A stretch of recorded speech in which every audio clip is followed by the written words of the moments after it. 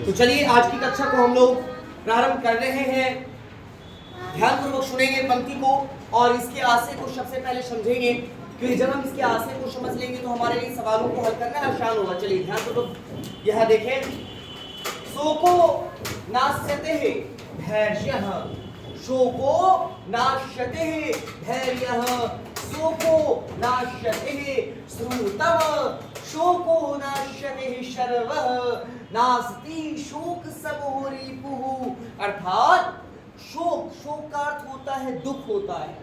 तो दुख से आपके धैर्य का, आपके धीरज का नाश होता है। दुखी होने पे क्या होगा? आपका जो धैर्य है उसका नाश होगा। शोको नाश्यते श्रुतम। अब यहाँ पे देखिएगा जो शब्द लिखा है श्रुतम लिखा है, इस श्रुतम का अर्थ क्या है? इस श्रुतम का अर्थ है शास्त्र। जो आप वेद इत्यादि को पढ़ते हैं, शास्त्रों का जो अध्ययन करते हैं, शोक से अगर दुखी होने पर जो है आपके शास्त्रों का भी जो ज्ञान है उसका नाश हो जाता है। शोको नाश्यते शर्वः, शोक से अर्थात दुखी होने से सभी चीजों का नाश हो जाता है। नास्ति शोक शमो रिपुः, और ये जो है शोक सब इससे बड़ा कोई रिपु अर्थात शत्रु नहीं है। आपने ऐसे सुना भी होगा, जो निगेटिव अगर आप सोचते हैं तो आप निगेटिव हो जाते हैं। कहानी आपने सुना होगा, एक व्यक्ति को सजा देने वाला देना जाना था, फांसी की सजा दिया जाना था, तो उसको बोला जाता है कि भाई तुमको तो फांसी होना ही है, तो ऐसा करते तुमको सांप से कटवा देते हैं, ठीक है, तुम्हारी मौत हो जाएगी, ठीक है। तो उसको लाया गया, काला कपड़ा ओढ़ा करके सामने दिखा दिया गया सांप, और बाद में क्या किया गया, सांप को हटा के, ठीक है, वो काला कपड़ा ओढ़ा हुआ तो एक बार दिखा दिया, सांप को हटा के उसके पैर में पिन भोंक दिया गया, और सच में उसकी मौत हो गई। और जब उसका पोस्टमार्टम हुआ तो रिपोर्ट में क्या आया? सच में उसके अंदर सांप वाला जहर उत्पन्न हो गया है। मतलब समझ लीजिए निगेटिविटी जो होता है ना, ये क्या कर देता है? नाश का कारण होता है। नकारात्मक सोच वाले नाश का कारण, सुने ना। इसी प्रकार से अगर आप दुखी होंगे, आप शोकाकुल होंगे, दुखी होंगे, तो आपका धैर्य खत्म हो जाएगा। एक उत्साहवान व्यक्ति जो होता है उसके अंदर ही धैर्य होता है, ठीक है। तो अगर आप शोक वाले व्यक्ति, दुख वाले व्यक्ति हैं, तो आपके धैर्य का नाश हो जाएगा। आपने जो शास्त्र का भी अध्ययन किया है, आपका सारा ज्ञान बेकार है, ठीक है। और इस शोक से सभी चीजों का नाश होता है। नास्ति शोक शमो रिपुः, इस शोक के समान कोई आपका शत्रु या बैरी नहीं है। समझ गए? इन पंक्ति का अर्थ समझ गए? चलिए लोग आगे बढ़ते हैं। अब देखिए दूसरी जो पंक्ति है वो लिखा है, गौरवः प्राप्यते दानात् न तु वित्तस्य संचयात्, स्थितिः रुच्यते पयोदानं पयोधीनामध स्थितिः। इस पंक्ति का अर्थ समझे। गौरवः प्राप्यते दानात्, अर्थात दानात् मतलब जब ये आत लग जाए मतलब से हो जाता है। गौरवम प्राप्यते दानात्, दान करने से गौरव की प्राप्ति होती है। न तो वित्तस्य संचयात्, वित्त मतलब धन, धन के संचय करने से गौरव की प्राप्ति नहीं होगी। गौरव की प्राप्ति किससे होगी? दान करने से। तो दान कीजिए, 2-4 टका हमको भी, ठीक है। चलिए आगे बढ़ते हैं। स्थिति रुच्यते पयोदानं पयोधीनामध स्थितिः। अब देखिएगा, समझिएगा, स्थिति रुच्यते, उसकी स्थिति उच्च, किसकी स्थिति? पयोदानः, अर्थात बादलों की जो स्थिति है वह उच्च है। पयोधीनामध, पयोधी जल निधि, नीर निधि, ये सब समानार्थी है किसका? ये समानार्थी है समुद्र का। समझ गए? तो जो बादल है, बादल क्या करता है? जल देने वाला है ना। बादल क्या है? वर्षा देने वाला है, जल देने वाला है। तो उसकी स्थिति क्या है? उच्च है। स्थिति उच्च है मतलब उसकी स्थिति उच्च है। किसकी स्थिति उच्च है? बादलों की स्थिति उच्च है। पयोधीनामध स्थितः, और यहाँ ना मध, यहाँ अध, अध मतलब होता है नीचे, ठीक है। तो नीचे स्थिति किसकी है? जो जल का संग्रह करने वाला समुद्र है उसकी स्थिति नीचे है, और जो बादल जो जल को देता है उसकी स्थिति उच्च है। ऐसे देखिए, आप लोग अगर हमको दान कीजिएगा, ऐसा हमको आवश्यकता नहीं है, ठीक है, लेकिन अगर दान कीजिएगा तो आपका हाथ ऊपर होगा, हमारा हाथ नीचे होगा। हम याचक हैं, हम याचना करने वाले, हमारा हाथ नीचे होगा, ठीक है, आप ही ऊंचे होंगे। समझ गए ना बात को? तो वही कहा गया है, पयोदा स्थिति उच्च पयोदाम पयोधीनामध स्थिति। इसकी स्थिति उच्च होती है बादलों होती है। और यहाँ जो देख रहे हैं पयोधी नाम अध, अध मतलब नीचे, तो समुद्र की जो स्थिति है वह क्या होती है, नीचे होती है, जो कितने जल का संग्रह करता है, जो कितना विशाल है, फिर भी उसकी स्थिति नीचे है। समझ गए बात को, कोई दिक्कत नहीं ना। तो आगे को रुक करें। अब देखिए शदभीस्तु लीलया प्रोक्तः शीला लिखितम अक्षरम अशब्दभी सपथेनापि जले लिखितम अक्षरम। देखते हैं, देखिए सिर्फ आप पढ़िए, इसे सिर्फ पढ़ लीजिए ना, अर्थ अपने आप समझ जाइएगा। शदभिस्तु लीलया प्रोक्तः, सदभिस्तु मतलब जो शद पुरुष है, जो सत्यवादी व्यक्ति है या जो सज्जन व्यक्ति है, लीलया प्रोक्तः मजाक में बोला गया भी जो बाली बोली है, शीला लिखित अक्षरम उसकी जो बोली है, शीला पे, शीला मतलब पत्थर पे लिखी हुई अक्षर की भांति है, जो बोल दिया तो करेगा। समझ गए ना, जो मैं बोलता हूँ मैं डेफिनेटली करता हूँ, जो नहीं बोलता हूँ नहीं करता हूँ, है ना। तो देखिए वो जो बोल दिया वो क्या है, मजाक में भी अगर बोला है, एक सत्यवादी व्यक्ति किसी बात को मजाक में भी बोला, एक सदाचारी व्यक्ति किसी बात को मजाक में भी बोला है, तो उस काम को करेगा। अशद्ध भी इसका उल्टा हो गया भाई, है ना, शदभिस्तु या सदभी असद भी हो गया, यानी कि जो अशज्जन व्यक्ति है, समझ रहे बात को, तो शपथेनापि अगर वो शपथ भी लेता है कि हम फलाना काम करेंगे, तो उसका शपथ कैसे है, जले लिखितम अक्षरम जल में लिखे हुए अक्षर की भांति, यानी कि वो जल पे आप अक्षर लिख सकते हैं, वो शाश्वत हो सकता, वो तो उसका कोई वैल्यू है। तो जो व्यक्ति सज्जन नहीं है, जो व्यक्ति टाइप का, आप लोग सज्जन है,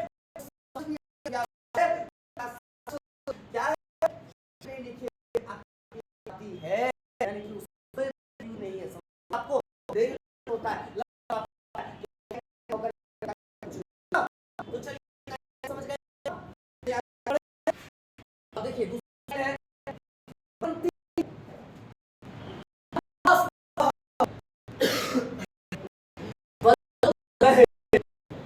नवाम।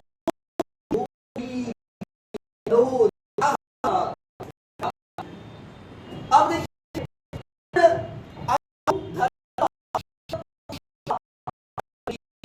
स्वभाव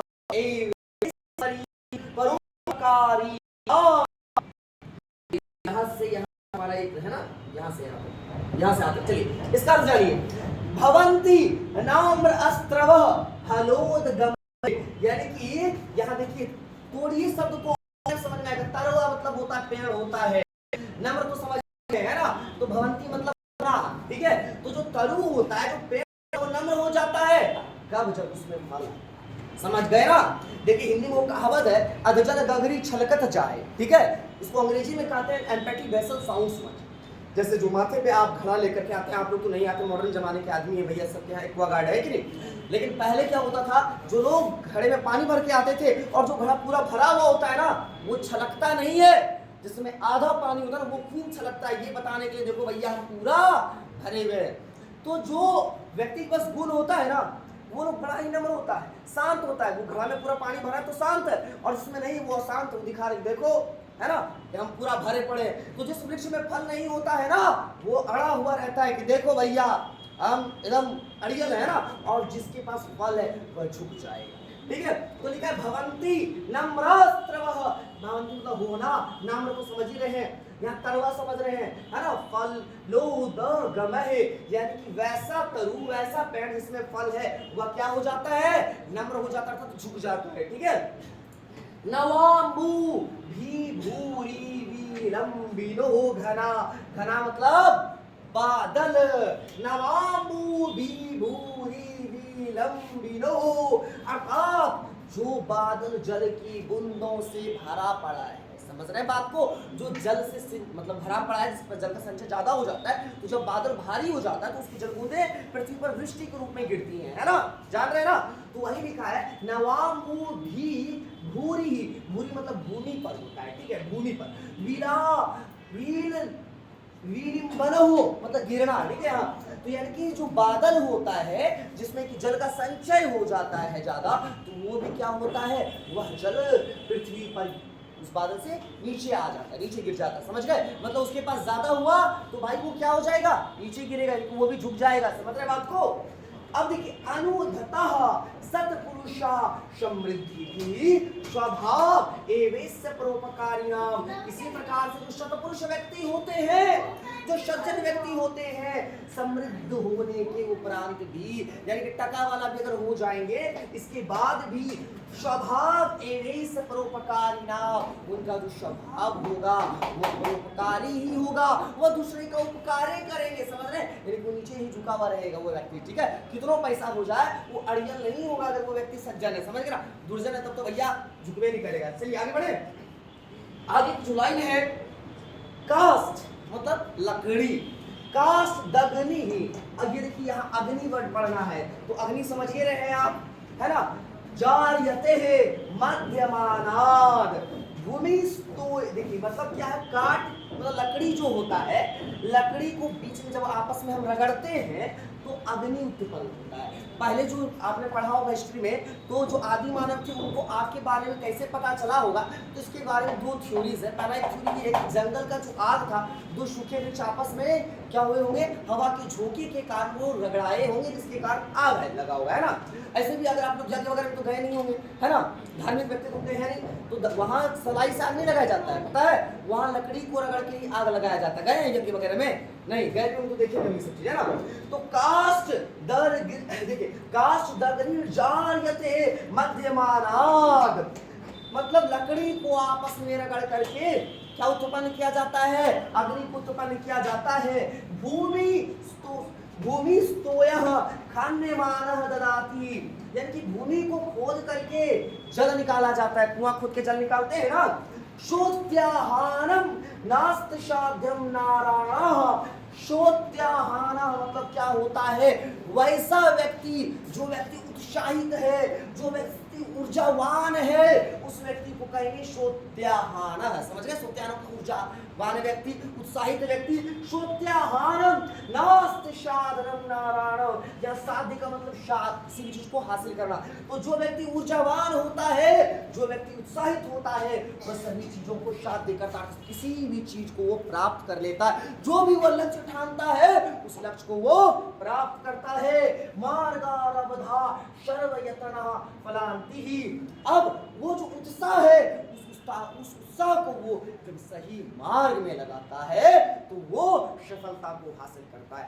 तो मित्रों, आपके पास भी जो उत्साह है, इस उत्साह को, इस जोश को सही दिशा में लगाने की आवश्यकता है। जब आप अपने जोश उत्साह को आप सही दिशा में लगाएंगे तो उसका फल आपको प्राप्त होगा, मतलब आप सफल होंगे, ठीक है। अगली कक्षा में हम लोग इससे संबंधित सवालों का हम लोग हल करेंगे, तब तक के लिए धन्यवाद।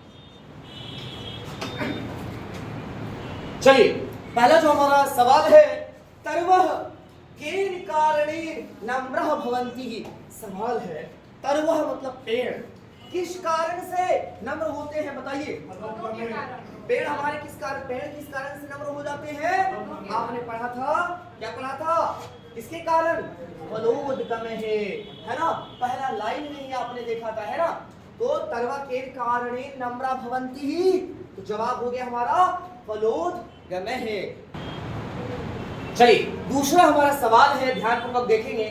केसः वचनम शीला लिखितम अक्षरणी को भवती ही, किसका जो वचन है वह शिला लिखित अक्षर यानी कि पत्थर पे लिखे हुए अक्षर की भांति होता है। तो देखिए, पयोधी नाम समुद्र वगैरह का कहीं जिक्र ही नहीं है, नारा नाम तो आम आदमी हो जाएगा, परोपकारिणी मतलब जो उपकारी व्यक्ति, ऐसा तो था नहीं। ये सताम का मतलब, सताम मतलब अच्छा व्यक्ति, ठीक है, जो अच्छा व्यक्ति होता है, आपको बताया गया ना, तो उसका जो शब्द होता है वह पत्थर पे लिखे हुए अक्षर की भांति है, जो उसने कह दिया वह करेगा ही करेगा, है ना। चलिए आगे बढ़ते हैं। काष्ठात् इतश्यति विशेषणम मत्र प्रयुक्तम, काष्ठात् मतलब लकड़ी का, इस शब्द का विशेषण पद कौन सा इसमें प्रयुक्त हुआ है। तो देखिए, आप जब पंक्ति को देखेंगे तो वहां लिखा है काष्ठात् मध्यमानात्, इस तरह से था ना। तो अब क्योंकि वहां आपने पढ़ा था लकड़ी के बीच में, है ना, लकड़ी को बीच में आप लोग आपस में जब हम रगड़ते हैं तो क्या होता है, अग्नि उत्पन्न होता है ना। तो क्या हो जाएगा, मध्य मानात हमारा उत्तर हो जाएगा। अब देखिए वही इत्यर्थे की पर्याय पदमत्र परितम, ये जो वही है, वही का एक्चुअली अर्थ अगर पता हमें नहीं है तो हमारे लिए टफ हो जाएगा। ये वही का अर्थ होता है अग्नि होता है या आग होता है, ठीक है। तो आग के लिए यहाँ पे हमारे पास शब्द जो दिया गया है वह है अग्नि है, ठीक है। तो हमारा उत्तर हो जाएगा 2 नंबर अग्नि हो जाएगा, ठीक है। तो चलिए अब आगे को रुक करते हैं। अलसाराम इतश्रुति विलोम पदम परितम। अलसाराम तो जान रहे हैं आलसी व्यक्ति होता है। इस शब्द के लिए कौन सा विलोम मतलब उल्टा शब्द का यहाँ पे प्रयोग हुआ है, देखते हैं। पयोदानम सवाल ही नहीं है ना। पयोधी, जलधि, नीरनदी जो बताए थे, बादल या फिर समुद्र वगैरह तो कोई शहर से नहीं निकलता है ना। नारायणाम भी नहीं होगा। परोपकारिणी की आलसी का उल्टा हो ही नहीं सकता है, तो क्या होगा, सोत्साहानाम। अभी इसका अर्थ हम आपको बताए थे उत्साहित होता है। तो देखिए जो व्यक्ति आलसी नहीं है वह व्यक्ति उत्साहित और ऊर्जावान होगा, जबकि जो व्यक्ति हमारा आलसी होगा उसमें ना ही उत्साह होगा ना ही वह ऊर्जावान होगा, वह ऊर्जा विहीन और उत्साहहीन होगा। समझ गए। चलिए अब देखिए दूसरा हमारा सवाल है, जायते इति क्रियापदस्य कर्तृपदम की। ये जो जायते शब्द है, ठीक है, इति क्रियापदस्य, इस जायते मतलब ये जो भर है हमारा, ठीक है। लाइंस को देखेंगे, जायते इति क्रियापद, इस क्रियापद का कर्ता पद कौन है, कर्ता मतलब काम करना, ठीक है।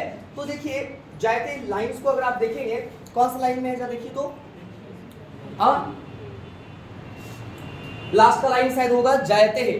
लाइंस देखें, मिल रहा है। जायते देख लीजिए यहाँ पे